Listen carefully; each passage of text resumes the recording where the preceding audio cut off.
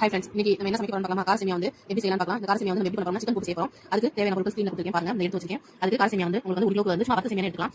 தக்காளி வந்து 6 பழம், பூண்டு வந்து ஒரு 10, இஞ்சி கொஞ்சம் 4 பெரிய வெங்காயம், இது மல்லி, புதினா கொஞ்சம், உப்பு தேவையான அளவு நெய், இது வந்து பட்டை கிராம்பு, மிளகாய், இது வந்து தயிர், இது வந்து 1 கிராம் வந்து சிக்கன், அது வந்து பீஸா போட்டுருக்கேன். என்ன தேவையான அளவு வச்சுக்கலாம். சேமியா வந்து 1 கிலோ எடுத்துக்கலாம். இப்போ நம்ம அடுப்பு பற்ற வச்சு இப்போ நம்ம வந்து என்ன நெய் ஊற்றலாம். நெய் ஒரு 4 டீஸ்பூன் ஊற்றிட்டு நீங்க வந்து கொஞ்சம் வந்து எண்ணெய் ஊற்றலாம். ஆயில் ஊற்றணும். அது ஒரு 4 டீஸ்பூன் ஊற்றலாம். இது வந்து நமக்கு எப்படின்னா பிரியாணி நிறைய உங்களுக்கு பாஸ்மதி ரைஸ் பண்ணுவோம்ல, அது மாதிரி இது வந்து சேமியா உப்புமா அவ்வளவுதான். வெங்காயத்தை பிரியாணி வந்து அப்படியே வந்து ஃப்ரீயா சாப் பண்ணி வச்சுக்கலாம். வச்சுட்டு நல்லா வந்து வரணும். இது வந்து நீங்க செஞ்சு கொடுத்தீங்கன்னா எல்லாரும் வந்து ரொம்ப விருப்பம் சாப்பிடுவாங்க. ரொம்ப நல்லா இருக்கும். ஏன்னா இதை வந்து நம்ம இதுதான் நிறைய பண்ணுவோம் உப்புமா மாதிரி. சிலருக்கு வந்து நான்வெஜ் சாப்பிட பிடிக்காது. இது விஷயம் கொடுத்தீங்கன்னா இப்போ கரெக்டாக வாங்கி நல்லா வரணும். நல்லா கோல்டன் ப்ரௌன் கலர்ல வந்து இது வரணும். நல்லா பக்கம் வந்துச்சு. இப்போ வந்து நம்ம என்ன செஞ்சோம், மிளகாய் தூள் 1 டீஸ்பூன் வச்சுக்கேன். அதை நம்ம போடலாம். உங்களுக்கு காரம் கம்மியாக சாப்பிடுறதுனா நீங்க வந்து 1 டீஸ்பூன் போடுங்க. காரம் கம்மியாக நீங்க ஒரு 1 டீஸ்பூன் கம்மியாவே போடலாம்.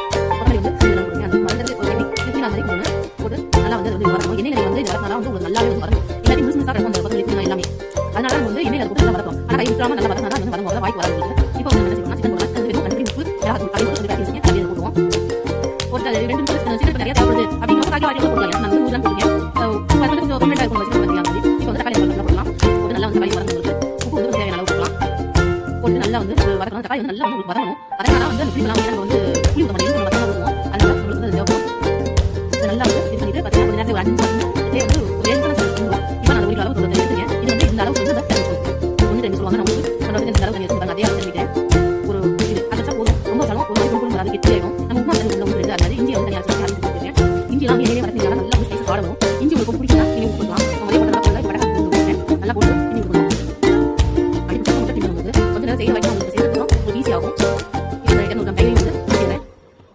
100 கிராம் நிறைய ரொம்ப இருந்தாலும் சாப்பிடுறது பேபி காக்கு போய் பார்க்கறது நார்மலாக நல்லா போச்சு. இந்த சைடில் வந்து ஒரு வீடியோ எடுத்து நான் வந்து என்ன செய்யலாம் டைம் கொடுக்குறேன். இந்த காய் வந்து கொஞ்சம் அவ்வளோதான். இப்போ வந்து நான் தண்ணி கொடுக்க போகிறேன். அவ்வளோதான். இன்னும் தண்ணி உங்களுக்கு ஒருத்தவங்க வத்த சேமியா இருந்தால் கொஞ்சம் கூட வைப்பாங்க. இது வந்து கொஞ்சம் தண்ணி வச்சுக்கனால ஒரு தண்ணி ஊற்றிக்கலாம். நான் வச்சுக்கலாம். அவங்க காசு போய் வெளியே வந்து அப்படியே வந்து சேமியா அப்படியே போடலாம்.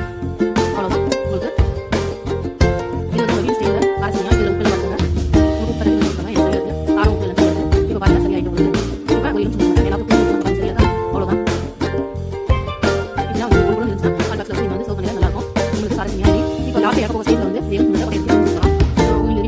செஞ்சு பார்த்துட்டு பிடிச்சா லைக் பண்ணுங்க, ஷேர் பண்ணுங்க, கமெண்ட் பண்ணுங்க, மறக்காம சப்ஸ்கிரைப் பண்ணுங்க.